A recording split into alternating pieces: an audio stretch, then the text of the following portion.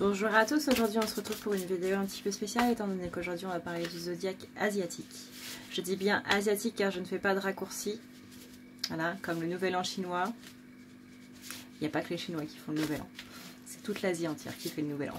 Donc arrêtez de dire nouvel an chinois. Donc là aujourd'hui on va voir le nouvel an nouvel an, voilà ça y est je commence déjà à m'embrouiller. Le zodiaque asiatique. Si vous ne connaissez pas votre signe zodiacal du coup asiatique, ne vous inquiétez pas du tout. Je vais vous dire quelles sont les années qui sont en référence avec chaque signe. Étant donné que le zodiaque asiate, lui, se réfère aux années et non pas aux mois. J'espère que cette vidéo vous plaira. Je fais mon petit speech de fin de vidéo en début. Comme ça, je suis sûre que vous allez entendre. Si vous voulez prendre un rendez-vous, n'hésitez pas à regarder dans la barre d'infos. Vous avez toutes les infos du coup sur ma page, sur mon numéro de téléphone si vous voulez m'appeler pour prendre rendez-vous ou avoir des renseignements. Pas pour bablater, je précise. Et voilà, je crois que c'est tout.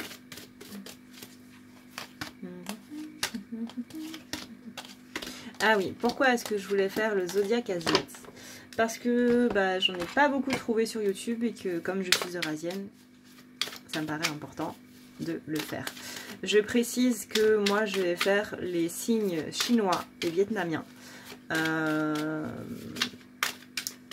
Et d'ailleurs on est en plein dedans parce que le signe que vous êtes en train de regarder maintenant est différent en Chine et au Vietnam. Chaque pays asiatique a son astrologie zodiacale. Il y a des signes qui changent, on va dire. Et là, du coup, donc dans le plus connu, c'est le lièvre, mais au Vietnam, c'est ce qu'on appelle le chat. Voilà, voilà. Il n'y a pas de chat dans le zodiaque chinois. Ne cherchez pas. On ne le trouve qu'au Vietnam. Miaou. Donc voilà, donc le chat et le lièvre, c'est pour les années 1915, 1927, 1939, 1951, 1963, 1975, 1987 et 1999. On est parti, qu'est-ce qui va bloquer pour les petits chatons à oreilles de lapin? C'est l'amour éternel, pas de bol.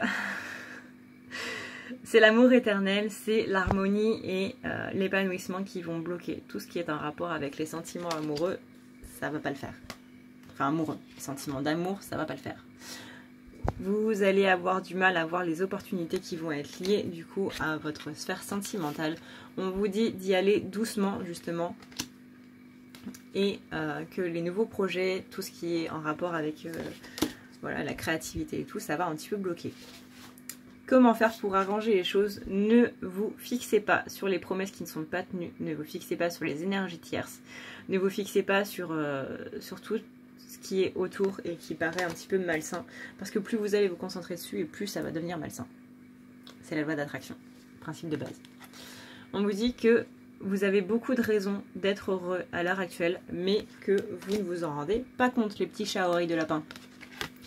Donc là, encore une fois, besoin de partir, on avait l'heure du départ dans les blocages, et bien vraiment c'est le bon moment pour partir, mais vous bloquez justement ce départ. Et donc du coup, ça retarde.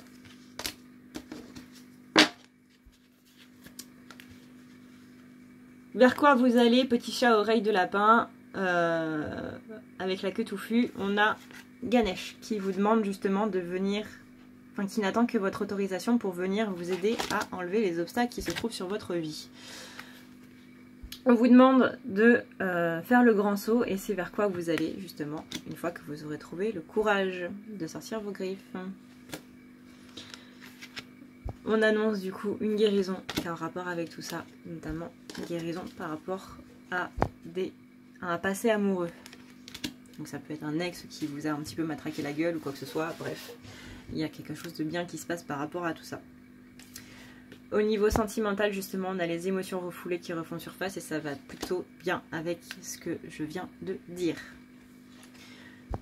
On vous demande de vous entourer d'amis, de vous entourer de personnes qui sont comme vous et qui vous permettent d'être vous-même. C'est ça qui va vous faire vous rendre compte si votre conjoint ou votre conjointe vous accepte tel que vous êtes. Regardez la réaction de ces personnes qui vous acceptent comme vous êtes et regardez la réaction de la personne avec qui vous êtes ou de la personne que vous avez en vue ou quoi que ce soit. Bref, voilà. Et tout ça, ça vous met dans un carrefour parce que vous ne savez pas du tout vers quoi aller. Ce qui est peut-être un petit peu compréhensible. Au niveau de votre professionnel, et ben, au niveau de votre professionnel, ça va plutôt bien parce que vous ascensionnez, vous allez vers le haut. Pas de problème de ce côté-là. Voilà. Voilà. Cet hiver, visiblement, ça va bien se passer pour vous.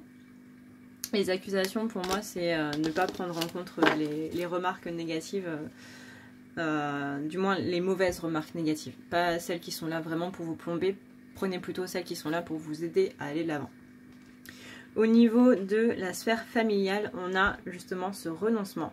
Et c'est dans ce renoncement que vous trouvez la guérison. Donc c'est dans le renoncement au passé, à tous les schémas familiaux, à tous les schémas familiaux qui sont liés à votre passé et qui vous plombent, vous leur dites complètement au revoir. Voilà, vous faites le ménage. Cet automne, bah, ça tombe bien, on est au mois de l'automne. Et ça vous permet de vous recentrer sur votre matérialité.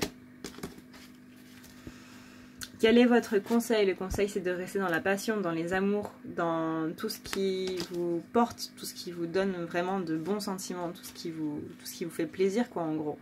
Oubliez tout ce qui est chaos et conflit. N'oubliez pas d'avoir la patience. Voilà.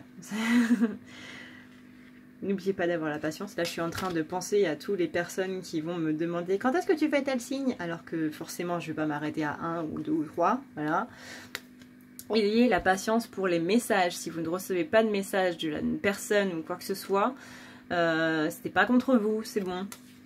Tout va bien, les gars. Soufflez. Voilà, voilà. J'espère que du coup, cette petite guidance sur les signes du zodiaque asiate vous aura plu, que ça vous permettra d'y voir un petit peu plus clair par rapport au zodiaque classique. Moi, en tout cas, ça me paraissait... Bah, du coup important de le faire. Pour moi c'était logique de faire le zodiaque classique et de faire le zodiaque asiate dans la foulée. Voilà, voilà. En attendant, moi je vous fais d'énormes bisous et je vous dis à la prochaine. Prenez soin de vous. Ciao.